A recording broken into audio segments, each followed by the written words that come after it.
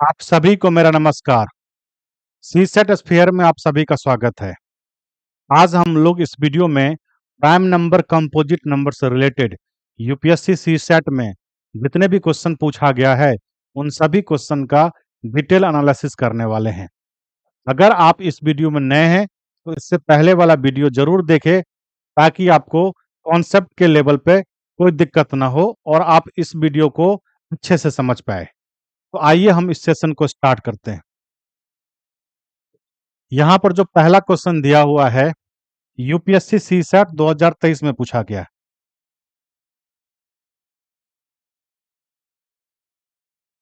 UPSC CSAT 2023 में पूछा गया।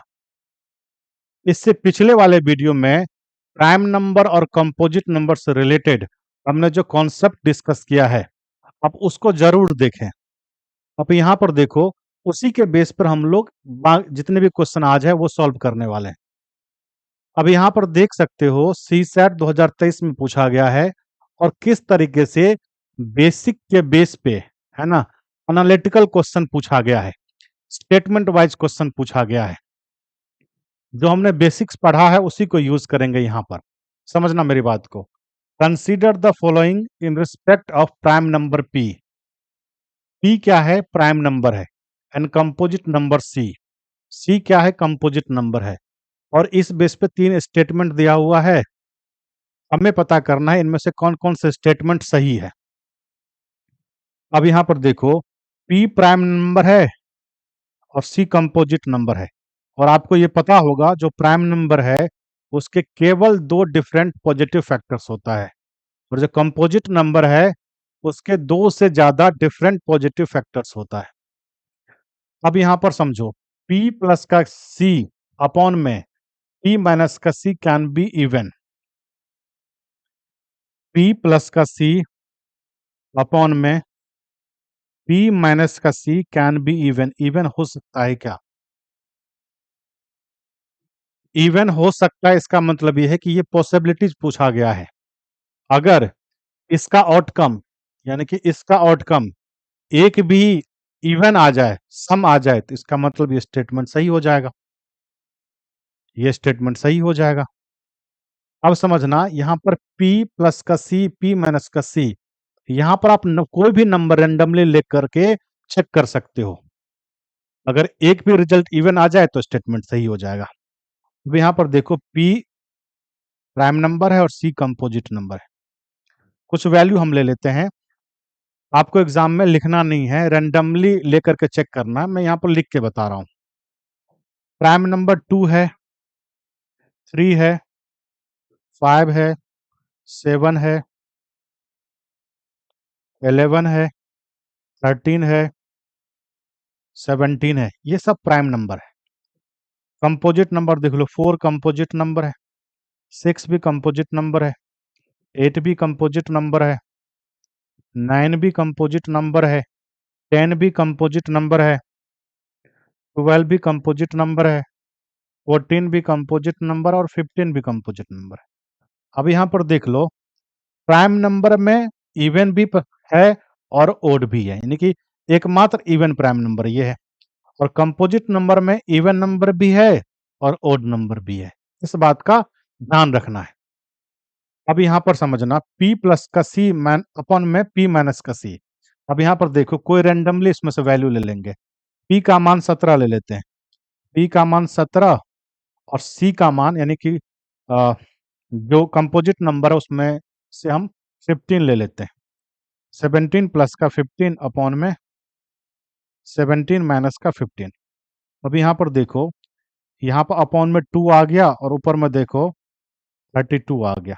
अब इसे कैंसिल करोगे तो 16 आ जाएगा और 16 क्या है? एक इवन नंबर है ना।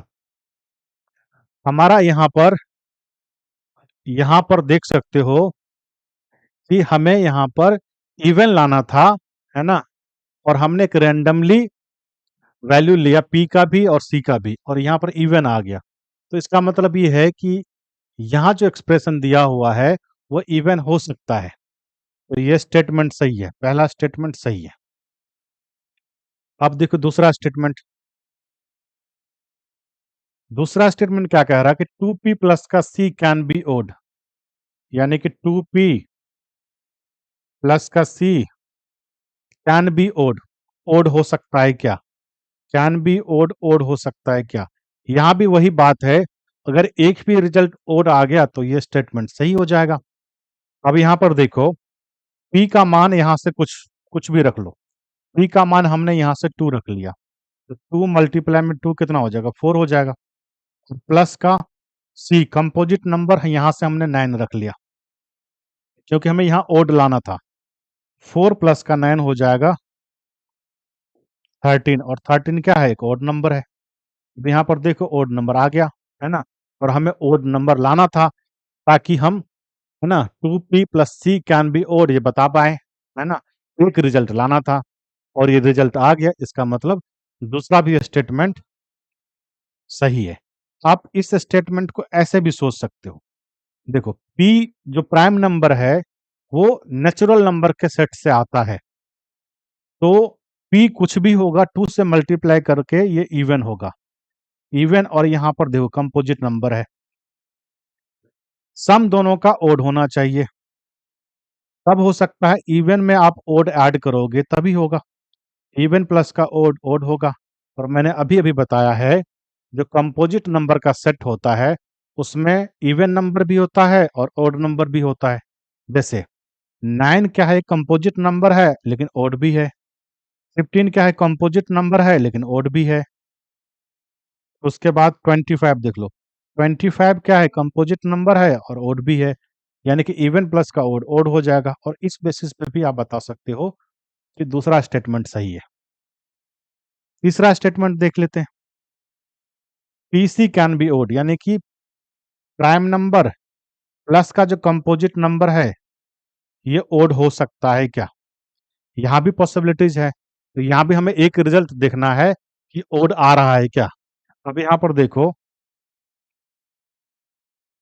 देखो जो प्राइम नंबर है, प्राइम नंबर का मान 3 रख लेते हैं यहाँ पे, और कंपोजिट नंबर का मान 9 रख लेते हैं, तो कितना हो जाएगा? 27। और देखो ये ओड है, हमें एक ही रिजल्ट लाना था, तो इसका मतलब ये स्टेटमेंट सही है।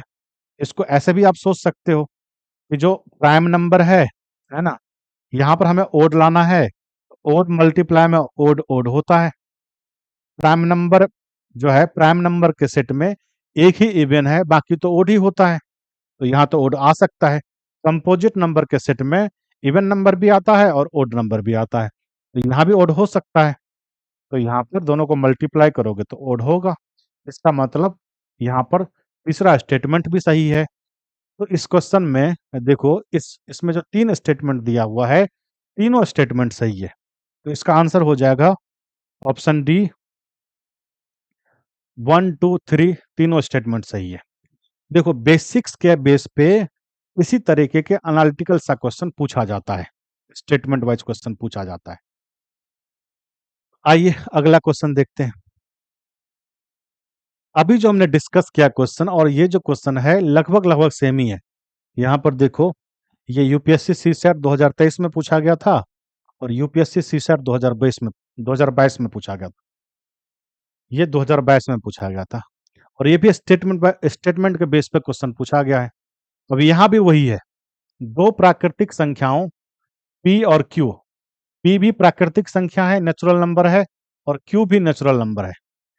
निम्नलिखित कथनों पर विचार करें, जैसे कि p क्या है? एक अभाज्य संख्या है, प्राइम नंबर है, और q क्या है? एक भाज्य संख्या है, कंपोजिट नंबर है। अब यहाँ पर देखो, यहाँ पर क्या कह रहा है कि p मल्टीप्लाई में q can be an odd number. अब यहाँ पर भी पॉसिबिलिटीज है, एक भी रिजल्ट अगर ओड आ गया तो स्टेटमेंट सही हो जाएगा। अब यहाँ पर देखो कैसे ओड आ सकता है, अभी मैंने डिस्कस किया, p मल्टीप्लाई में q है, और अगर p मल्टीप्लाई में q हमें ओड लाना है तो कैसे ला सकते हैं? p ओड हो और q ओड हो, है ना? ओड मल्टीप्लाई में ओड ओड होता है। तो प्राइम नंबर के सेट में अभी अभी हमने डिस्कस किया है, प्राइम नंबर के सेट में एकमात्र इवन नंबर आता है 2, बाकी ओड नंबर है, यानी कि प्राइम नंबर के सेट में ओड नंबर आ सकता है। और q जो है कंपोजिट नंबर है, तो कंपोजिट नंबर के सेट में भी ओड नंबर आ सकता है। ओड मल्टीप्लाई में ओड ओड होगा, यानी कि पॉसिबिलिटी है। पहला सही हो गया। दूसरा देखो, Q अपॉन में P can be a prime number. जो Q है, Q जो कंपोजिट नंबर है उसे प्राइम नंबर से डिवाइड करोगे, प्राइम नंबर आ सकता है क्या? इसका मतलब ये है, इसका मतलब देखो क्या है, इसका मतलब ये है कि प्राइम नंबर को अगर आप प्राइम नंबर से मल्टीप्लाई करोगे तो कंपोजिट नंबर हो सकता है क्या? जो Q अपॉन में P जो है वो कह रहा है कि प्राइम नंबर हो सकता है क्या?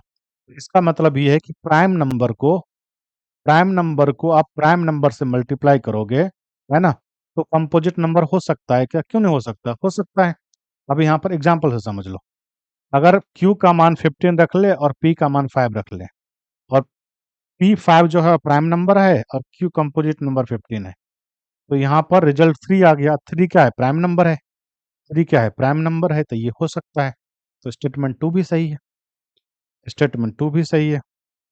स्टेटमेंट तीसरा देखो, P प्लस का Q जो है वो प्राइम नंबर होना चाहिए। तो P का मान हमने 2 रखा और Q का मान हमें क्या रखना है? जो प्राइम नंबर हो जाए। तो Q का मान हमने 9 रखा। 9 क्या है? कंपोजिट नंबर है। और 2 क्या है? प्राइम नंबर है। तो यहाँ पर रिजल्ट देख लो, 11 जो है वो प्राइम नंबर आ गया। यानी कि यहाँ भी हो सकता है P प्लस का Q जो है वो प्राइम नंबर हो सकता है। तो स्टेटमेंट 3 भी सही है। तो यहाँ पर देख सकते हो इसका भी आंसर ऑप्शन डी हो जाएगा। तीनों स्टेटमेंट सही है। यहाँ भी जो आप देख रहे हो तीनों स्टेटमेंट सही है। ये भी अच्छा क्वेश्चन था। आगे देखो, यहाँ आप देख लो, बहुत ही बेहतरीन क्वेश्चन है ना? यूपीएससी सीसेट 2020 में पूछा गया है।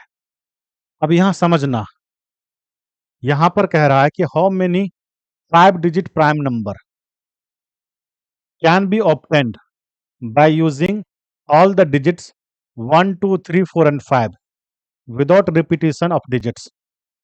यानी कि 1 2 3 4 5 डिजिट का यूज करके, ये जो डिजिट है उसका यूज करके 5 अंकों की कितनी अभाज्य संख्याएं प्राप्त की जा सकती है। यानी कि इन पांचों डिजिट का यूज करके 5 अंकों की जितनी भी संख्या बनेगी उसमें कितनी अभाज्य संख्या होगी, ये पूछा जा रहा है। अब यहाँ पर देखो, 5 अंकों की संख्या पहले कोई बना लेते हैं। 1 2 3 4 5, ये एक 5 अंकों की संख्या हो गया। 5 4 3 2 1, ये 5 अंकों की संख्या हो गया। 12,345 5 अंकों की संख्या है। अब ये इवन है, अब ये प्राइम है या नहीं है उसकी बात करेंगे हम। पहले देखो कि इनका जो डिजिट का सम है वो कितना है। इनका डिजिट का सम 5 4 9, 3 12, 2 14, 1 15। इनके जो डिजिट का सम है वो 15 है। और जो डिजिट का सम 15 है वो 3 से डिविजिबल है। और एक बात ध्यान रखना, अगर किसी संख्या के डिजिट का सम 3 से डिविजिबल हो तो वो संख्या भी 3 से डिविजिबल होती है ना? अब ये संख्या देख लो, इसका सम 15 है और संख्या 3 से डिविजिबल है, तो ये संख्या 3 से डिविजिबल होगी। अब यहाँ पर ध्यान देने वाली बात ये है, आप इन्हीं डिजिट का यूज करके जो भी संख्या बनाओगे, जो भी संख्या बनाओगे, है ना? मान लो 5 यहाँ रख लो, 3 यहाँ रख लो, 4 यहाँ रख लो, है ना? 1 यहाँ रख लो, 2 यहाँ रख लो। आप इन 5 डिजिट का यूज करके जितनी भी संख्या बनाओगे, उन सभी संख्या के अंकों का योग होगा 15 ही। और जो 15 है वो 3 से डिविजिबल है। और 3 से डिविजिबल है, इसका मतलब ये संख्या भी 3 से डिविजिबल होगी। अब मैं आपको कंक्लूजन बता रहा हूं कि इन 5 डिजिट का यूज करके आप जितनी भी संख्या बनाओगे 5 अंकों की, वो सभी संख्याएं 3 से डिविजिबल होगी। तो इसका मतलब ये है कि जितनी भी 5 अंकों की संख्या होगी उसका जो फैक्टर होगा, एक 1 तो होगा ही, और एक जो जो संख्या बनेगी, जो संख्या बनेगी n, वो तो होगा ही। एक और फैक्टर आ गया 3। तो यहाँ पर 2 से ज्यादा फैक्टर है। इसका मतलब ये है कि 5 अंकों की ऐसी एक भी संख्या नहीं बनेगी जो प्राइम हो। तो इसका आंसर हो जाएगा ऑप्शन ए 0। मुझे लग रहा है आप हमारी बात को समझ पा रहे हो। अगला क्वेश्चन देखते हैं। यहाँ पर एक और शानदार सा क्वेश्चन है, यूपीएससी सीसेट 2019 में पूछा गया। अब यहाँ पर देखो लैंग्वेज प्रॉब्लम वाला क्वेश्चन है। क्वेश्चन क्या है, सुनीता कागज की एक सीट को 3 टुकड़ों में काटती है। पहले टुकड़े 3 टुकड़ों में कागज की सीट को काटा जाता है। मान लो ऐसे 3 टुकड़े। पहले टुकड़े की लंबाई, इसकी लंबाई, पहले टुकड़े की लंबाई मान लो x है। 3 एक अंकीय विषम अभाज्य संख्याओं के औसत के बराबर है। 3 एक अंकीय विषम अभाज्य संख्या, 3 एक अंकों वाली ओड प्राइम नंबर क्या क्या क्या क्या है, देख लो यहाँ पर। ओड प्राइम नंबर एक अंक वाला 3 है और 5 है और 7 है, यही 3 है। तो ये कह रहा है कि पहले टुकड़े की लंबाई 3 एक अंकीय विषम अभाज्य संख्याओं के औसत के बराबर है, यानी कि इन तीनों के औसत के बराबर है।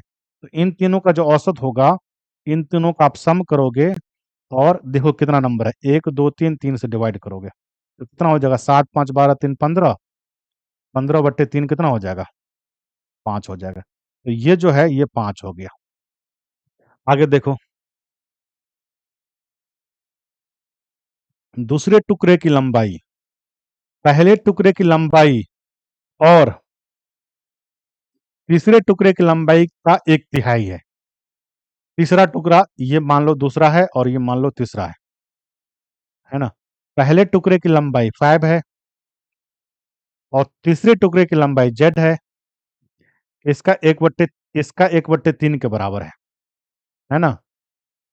दूसरे टुकड़े की लंबाई यानी कि y के मान, y बराबर हो जाएगा 5 प्लस का z/3। ये दूसरे टुकड़े की लंबाई पता चल गया। अब यहां पर देखो आगे दिया हुआ तीसरा टुकड़ा अन्य दो टुकड़ों की कुल लंबाई के बराबर है, यानी कि जो तीसरा टुकड़ा z है, z क्या है, इन दोनों के सम के बराबर है, 5 प्लस का y के बराबर है ना। 5 प्लस का y के बराबर है। अब यहां पर समझो, यहां पर कैलकुलेट कर लो। अब यहां पर देखो कि y का मान यहां रख लें या z का मान यहां रख ले तो बात तो बराबर है। अब यहां पर देखो z का मान यहां रख लेते हैं तो 5 प्लस का 5 प्लस का y अपॉन में 3 बराबर में y हो गया। अब यहां पर कैलकुलेट कर लो, यहां पर हो जाएगा 15, 5 या 15 और प्लस का 5y, ये हो जाएगा 3y। अब 3 से क्रॉस मल्टीप्लाई करोगे तो 3y हो जाएगा। अब यहां देखो 20 प्लस का y, यहां कर लेते हैं 20 प्लस का y बराबर 3y हो जाएगा। y को आप इधर लेके जाओगे तो y बराबर हो जाएगा 20 अपॉन में 2, तो बराबर 10 हो जाएगा। अब दूसरा पार्ट जो है, दूसरा टुकड़ा जो है, उसकी लंबाई कितना हो गया, 10, और तीसरी की जो लंबाई है इन दोनों के सम के बराबर है, तो इसकी लंबाई हो जाएगा 5 प्लस का 10 बराबर 15। अब पूछा जा रहा है कि कागज की मूल शीट की लंबाई है, तो देखो 15 10 25 और 5 कितना हो जाएगा, 30। तो इसका आंसर हो जाएगा 30 यूनिट, 30 यूनिट। बहुत ही आसान सा क्वेश्चन है। सीसेट में जो क्वेश्चन पूछा जा रहा है, बहुत ही आसान सा क्वेश्चन पूछा जाता है, लेकिन जितने भी क्वेश्चंस होते हैं सभी ट्रिकी होते हैं। आपको फंडामेंटल अगर बहुत अच्छे से आता है भी आपको आसान लगेगा। यदि आप टाइप वाइज क्वेश्चन पढ़ रहे हो या फिर याद कर रहे हो चीजों को, तो आपके लिए मुश्किल हो सकता है। और इसी कारण से मोस्ट ऑफ द स्टूडेंट के लिए जो सी सेट का मैथ है वो मुश्किल नजर आता है, क्योंकि चीजों को अंडरस्टैंडिंग लेवल पे सीखना है। अब यहाँ पर प्राइम नंबर और कंपोजिट नंबर से रिलेटेड जो क्वेश्चन है, अगर आप आपको प्राइम नंबर और कंपोजिट नंबर का बेसिक्स पता है तो आप आइडियाज लगा पाओगे, है ना, अप्लाई कर पाओगे। एप्लीकेशन बहुत इंपॉर्टेंट है सी सेट के जो मैथ्स के क्वेश्चन होते हैं। अब यहां पर देखो, सी सेट 2020 में पूछा गया, a simple mathematical operation in each number of sequence 14, 18, 20, 24, 30 और 32 results in a sequence with respect to prime number, है ना। Which one of the following is the next number in the sequence. इनमें एक mathematical operation करना है ना, और जो सीक्वेंस बनता है वो प्राइम नंबर का सीक्वेंस बनता है। पूछा जा रहा है कि इसके आगे वाला जो, है ना, नंबर होगा वो क्या होगा। अब यहां पर देखो, मैं यहां लिख लेता हूं 14, 18,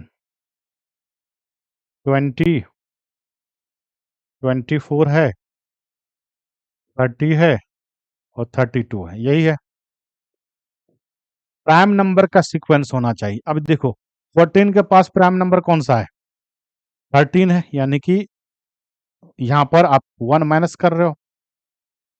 यहां पर देखो 18 के पास प्राइम नंबर जो है वो 17 है, यहाँ भी 1 माइनस कर रहे हो, यानी कि 13 के बाद जो प्राइम नंबर है वो 17 है।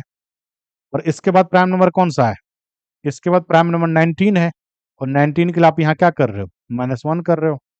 और 19 के बाद जो प्राइम नंबर है वो 23 है, 23 के लिए यहाँ भी आप एक माइनस कर रहे हो। 23 के बाद जो अगला प्राइम नंबर है वो 29 है, इसके लिए भी यहाँ एक माइनस कर रहे हो। और 29 के आगे वाला जो प्राइम नंबर है वो 31 है, इसके लिए भी यहाँ एक माइनस कर रहे हो। तो जो अगला जो सीक्वेंस का नंबर होगा 32 के बाद 31 से 31, 31, 31 के बाद कौन सा प्राइम नंबर होगा, 31 के बाद 37 प्राइम नंबर होगा, यानी 37 प्राइम नंबर होगा, इसलिए सीक्वेंस का जो नंबर हो जाएगा वो क्या हो जाएगा, यहाँ पर जो नंबर होगा उसमें से एक माइनस करके 37 होना चाहिए, यानी कि 38 हो जाएगा। तो जो इसका आंसर हो जाएगा वो 38 हो जाएगा, इसका आंसर हो जाएगा 38 हो जाएगा। यूपीएससी सीसैट में प्राइम नंबर से रिलेटेड इतना ही क्वेश्चन पूछा गया था, हमने इसके बारे में डिटेल से डिस्कस किया। आगे हम लोग प्राइम नंबर और कंपोजिट नंबर से रिलेटेड बहुत ही अच्छा क्वेश्चन डिस्कस करने वाले हैं अगले वीडियो में एमसीक्यूज में।